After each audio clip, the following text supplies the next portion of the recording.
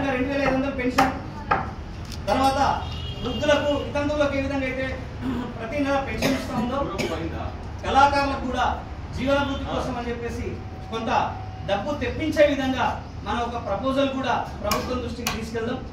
అయితే మేము ఎంత తీసుకెళ్ళినా ఈ వ్యవహారం ఎలా జరుగుతుంది, ఎంతవరకు వచ్చింది అనేటువంటి విషయంలో మీరు దాన్ని బలంగా తీసుకెళ్ళి బలంగా మీ నుంచి కూడా ఆ ఎక్స్పెక్టేషన్ కనుక వస్తేనే అది కూడా పూర్తి స్థాయిలో ముందుకెళ్ళి అది విజయవంతం సాధించడానికి అవకాశం ఉంది.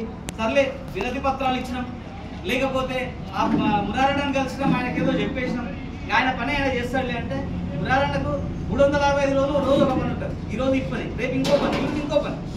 బట్ దీన్ని ఖచ్చితంగా నేను ఫాలోఅప్ చేయాలంటే ఎట్లా ఉండాలి అంటే మీ నుంచి కూడా ఆ విధమైనటువంటి రెగ్యులర్గా ఫాలోఅప్ చేయడం.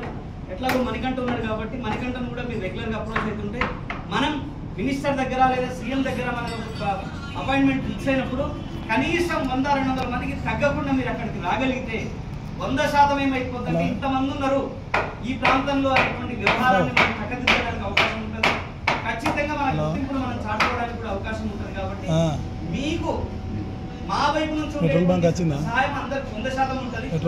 మీ వంతు ప్రయత్నం మీరు చేసే మీరందరూ